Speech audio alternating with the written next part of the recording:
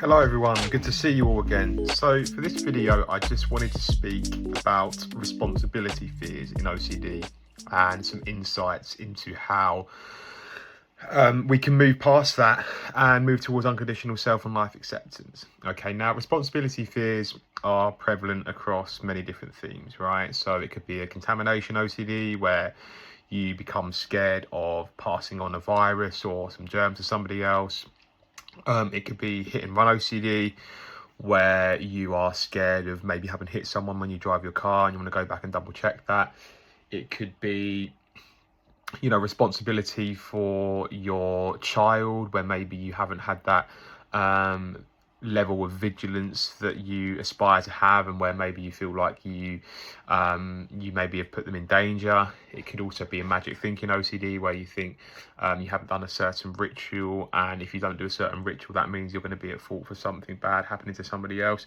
So responsibility OCD doesn't really have many rules, and it's very prevalent across many different themes. Okay, now what's very important with responsibility OCD is to realize that as humans, existing in this rock in outer space, and we have relationships around other humans and with other humans, we have to accept that there is going to be that inherent responsibility that resides within us in many cases. All right, so for example, if you have a child, or if you have a brother or a sister, or a mother or a father, there is going to be some inherent responsibility that comes as part of the package there. Maybe when you're driving in on the road and you're at a roundabout, okay, there is going to be some responsibility that you have there for the other drivers around you, right? If you're on a park, if you're in a lane and there's a driver to the left of you, in that moment, yes, you do have some responsibility for the others around you. So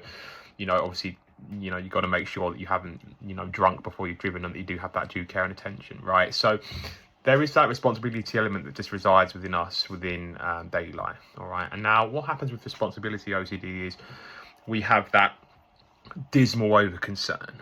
Okay, rather than just having that healthy concern and that healthy vigilance, with responsibility OCD, what it does is it jacks that up by 100, and it will claim every ounce of responsibility for anybody and everything. It will demand from yourself that you mustn't let anything slip, that you must reach this certain standard or this barometer in your mind of just right when it comes to responsibility and helping others and looking after others.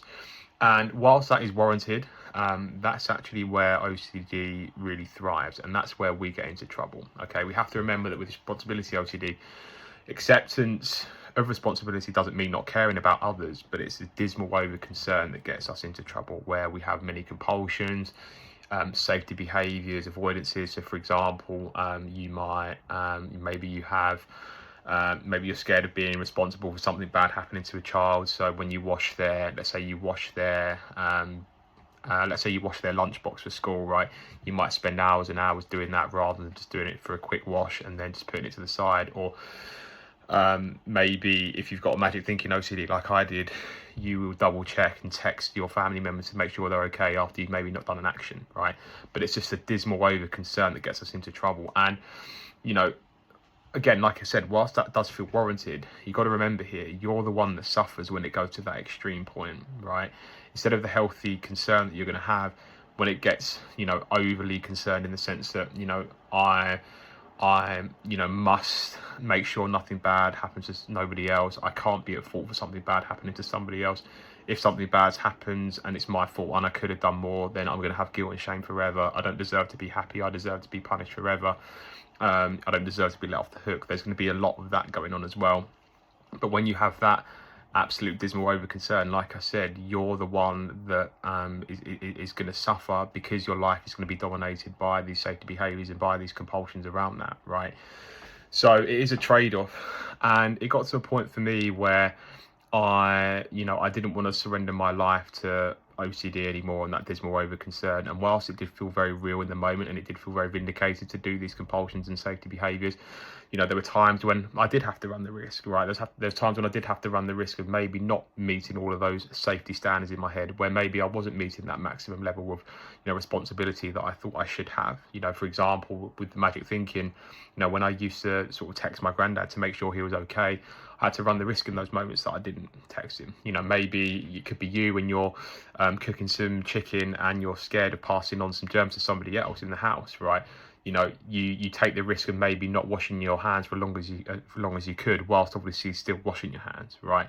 Again, acceptance and responsibility fears doesn't mean not caring, and it doesn't mean just being reckless, but it just brings down that over concern where you're the one that suffers. You do lose your life to OCD when you have that dismal over concern, because your life is consumed by these compulsions and safety behaviors and that guilt and shame, right? So like I said, there are going to be times where you are going to have to take the risk of not satisfying those full responsibility elements, right? There are going to be times when you do have to take the risk, and it's going to feel like one's going to slip through the net, right? Whether it's a magic thinking or a contamination or whatever it is, real event, hit and run, it's going to feel like you're taking too much of a risk, all right? But the other risk here is you risk losing your life to OCD, right? And it gets to a point where we have to feel a bit selfish and become a bit selfish, right?